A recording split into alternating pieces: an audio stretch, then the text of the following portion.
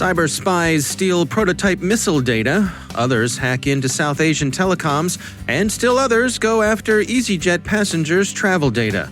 Cyberattacks, misinformation, and cyber fraud continue to follow the COVID-19 pandemic. Joe Kerrigan weighs in on the Thunderspy vulnerability. Our guest is James Dawson with insights on DMARK threats and why it's worse during COVID-19. And think twice before you post, no matter how good or bad you think the beer is.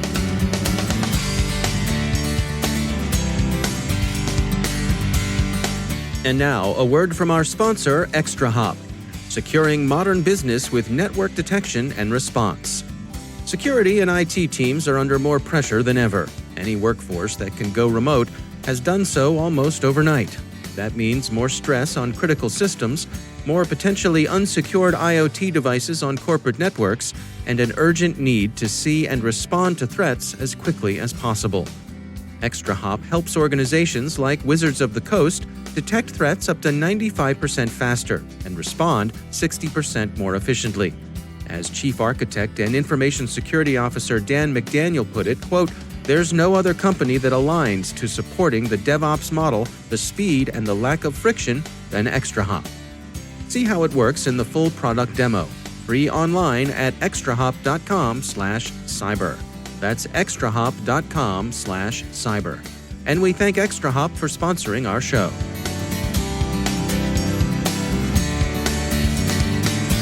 Funding for this CyberWire podcast is made possible in part by McAfee, security built natively in the cloud for the cloud, to protect the latest like containers, to empower your changemakers like developers, and to enable business accelerators like your teams. Cloud security that accelerates business. It's about time. Go to McAfee.com/time. From the CyberWire studios at Data Tribe, I'm Dave Bittner with your CyberWire summary for Wednesday, May 20th, 2020. Japan's defense ministry is investigating the possible theft of technical details from a proposal concerning a missile designed by Mitsubishi Electric. Reuters says the details of the cyber espionage are sparse, but that the data stolen probably included certain performance specifications. The report adds that the missile won't be produced. The materials stolen appear to have been from files associated with the proposal, and apparently Mitsubishi Electric didn't get the contract. Researchers at Broadcom Symantec unit are attributing attacks on South Asian telecommunications companies to Greenbug, an espionage group associated with Iran, and thought to be connected to the group responsible for Shamoon. Cyberscoop reports that most of the activity was directed against Pakistan's telecommunications system. Telcos are attractive targets because of the value of the data they carry.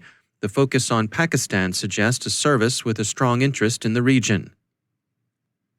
The Jerusalem Post, considering the recent cyber attack on an Iranian port as retaliation for a cyber attack on Israeli water treatment facilities, sees the exchange as typifying a new approach to cyber war, continuous engagement. Sources tell Reuters that Chinese intelligence services were responsible for the easyJet hack that affected some 9 million passengers. The anonymous sources say that the same threat group had tracked travelers before and was interested in their movements, not in financial gain from credit card theft. Australia's government has condemned unnamed nation-states for conducting and supporting cyber attacks under the cover of the coronavirus, the Australian Financial Review reports. The countries may be unnamed, but the prospect of arousing China's ire, the article alludes to, suggests that the subtext indicates a bad conscience somewhere in the vicinity of Beijing. Either that or, of course, injured innocence, since it goes without saying that China denies any involvement in cyber attacks conducted during the pandemic. COVID-19 misinformation continues to find alternative outlets. Increased fact-checking and content moderation by social media providers may have pushed misinformation into other channels where it can circulate without much hindrance. The Washington Post takes the documentary Plandemic as its example. The documentary, whose long trailer has been pushed from YouTube and other social media, has been circulating using apps such as Google Drive. Short comments on the trailer, written to avoid language that would trip content moderation alerts, appear on major social media platforms, and these in turn direct visitors to the sites where the trailer is available. Plandemic, which retails a complex and implausible conspiracy theory about the alleged corporate and government interests that the filmmakers claim are behind the pandemic, has provided a popular example of COVID-19 misinformation. It's often cited as an example of the dangerous potential of misinformation. Its recent distribution also affords an example of the difficulty of controlling such misinformation spread. Unemployment relief assistance designed to compensate workers who've lost their jobs during the economic stress of the pandemic are being targeted by scammers. Agari reports that much of the criminal fraud against such relief programs observed by the U.S. states of Florida, Massachusetts, North Carolina, Oklahoma, Rhode Island, Washington, and Wyoming are the work of the Scattered Canary Gang, a criminal group based in Nigeria. The researchers outlined a few of the approaches. They found that 82 fraudulent claims for CARES Act economic impact payments were filed between April 15th and 29th.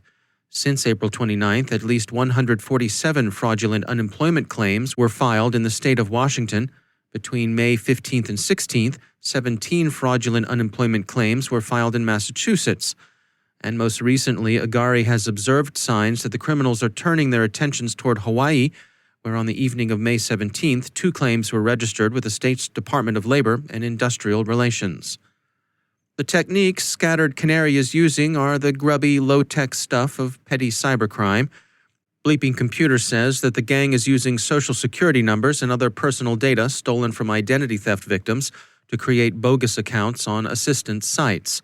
As the Washington Post points out, state relief agencies are under the gun to provide assistance to people who need it in a hurry, and haste is usually accompanied by a certain relaxation of vigilance. James Dawson is a contractor and advisor to Danske Bank, working in the IT Business Risk and Controls Division in the office of the CISO. He shares his insights on DMARK and DKIM threats and why particular vigilance is in order in the midst of the COVID-19 pandemic.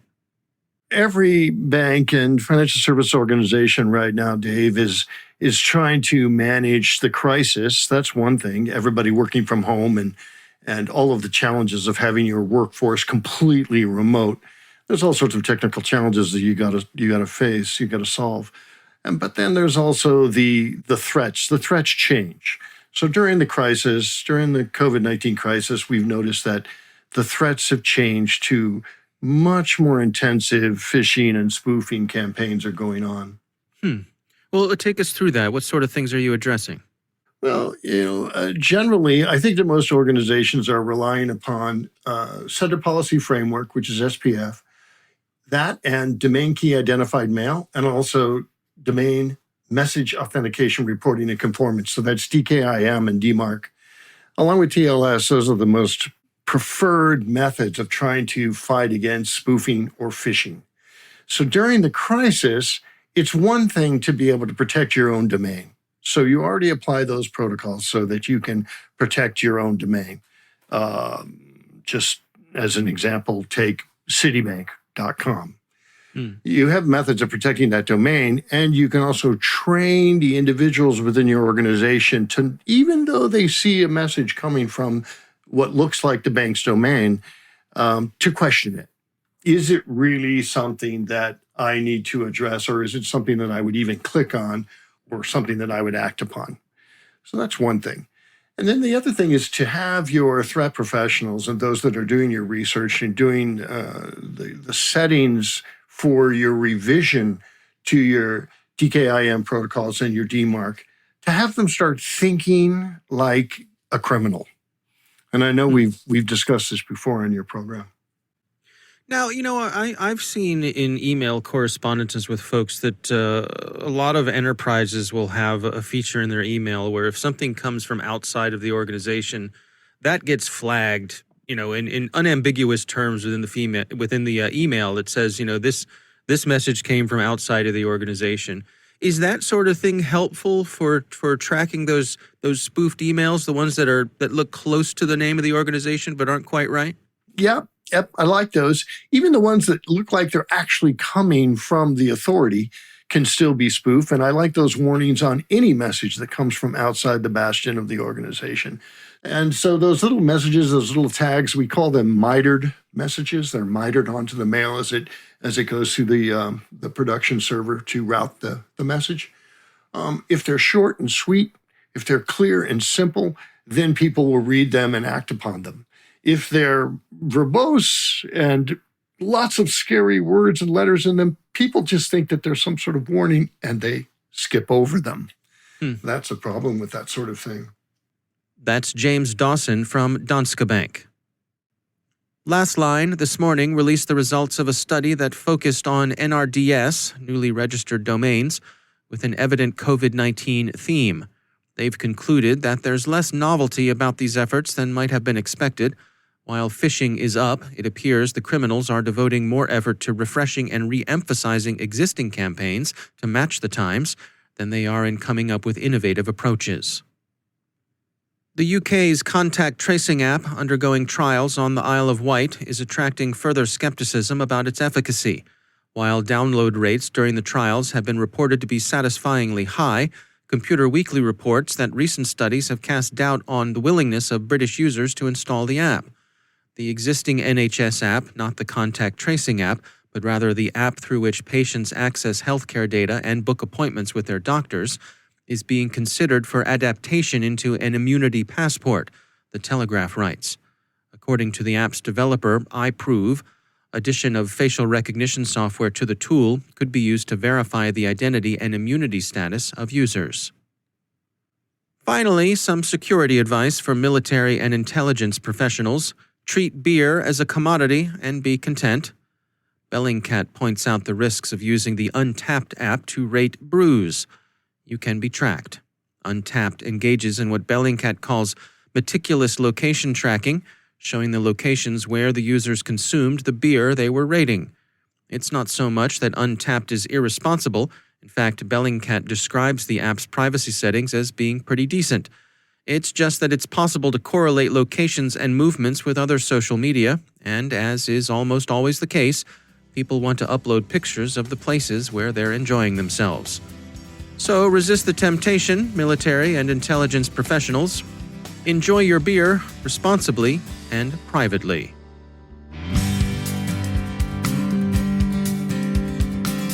And now, a word from our sponsor, Thycotic. Thycotic protects companies from cyberattacks by developing innovative technologies that secure privileged accounts across the modern enterprise.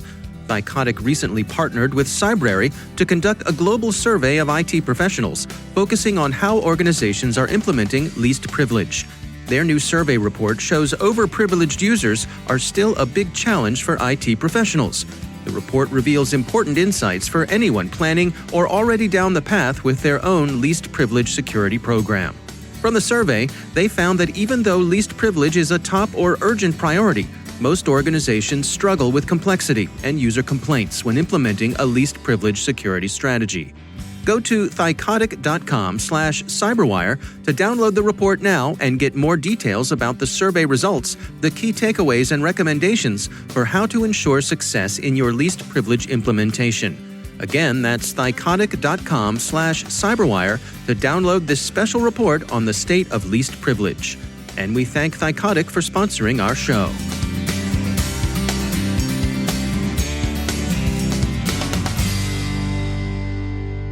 And joining me once again is Joe Kerrigan. He's from the Johns Hopkins University Information Security Institute and also my co-host over on the Hacking Humans podcast. Hello, Joe. Hi, Dave.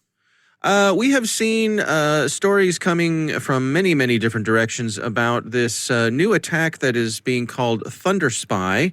Yep. And this has to do with Thunderbolt ports. You and I have been looking at some research from the folks over at Duo, but this is being written about all over the place. Right. What is your take on this? First of all, can you describe to us what's going on here?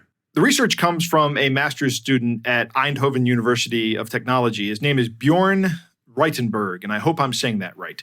But it's a vulnerability in Thunderbolt, and at the very root of the vulnerability is a design decision that the chips on a Thunderbolt controller do not run signed code. So that's really the root of the problem. So that means that if I can have physical access to that controller, I can change the software that runs on that controller. Mm-hmm. And Thunderbolt is a protocol. I mean, I suppose it's probably more widely known with Mac users who've had. Right. There's a whole generation of Macs that had Thunderbolt ports on them, and you use that for things like external hard drives or external monitors. It's a sort of a high-speed port. Right. It's a high-speed port. It's the same external port as a display port, although more recent versions actually run over a USB-C port. I don't know. I'm not a big fan of dual-purposing port designs. I think that's a bad idea, but, that horse has left the barn on this one. Right. And that's just, I think that might just be me old manning it, going, why you have all this? Right. But, I've used Windows computers all my life and Linux computers more recently for the past 5 years. And I have never had a computer with a Thunderbolt port on it at all. So it's not something that's all that common. This attack does require physical access to the device. Not only that, but you have to open the device up, and then you have to attach your own malicious device onto it to rewrite the firmware on this chip. And because this chip runs unsigned firmware, you can run arbitrary code on it if you can get that level of access. Yeah, and that's the part that I think people are drawing attention to here is that the whole fact that you need access to the machine, this is commonly referred to as an evil maid attack, where the notion is you've left your computer in your hotel room while you've gone down to the bar or out to have a bite to eat, and an evil maid can come in and do what they want to do with your machine. And so people, I think, raise their eyebrows over the odds of that being an issue for folks in their everyday lives. Yeah, there's an old saying we used to say, physical access is root access, right? If I can touch a machine, I can do anything I want to it.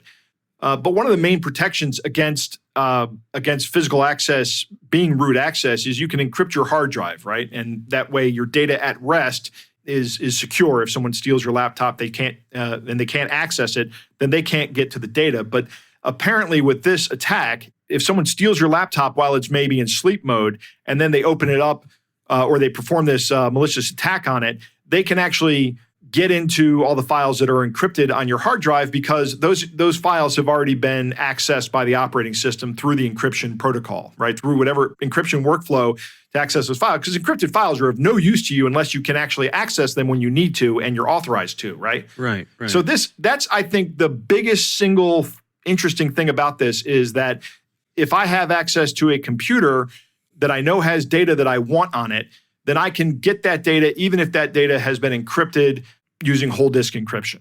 Yeah. I guess, a lot of the articles have pointed out that more recent machines made in the past few years don't seem to be susceptible to this. So if you're concerned, it's a good excuse to upgrade.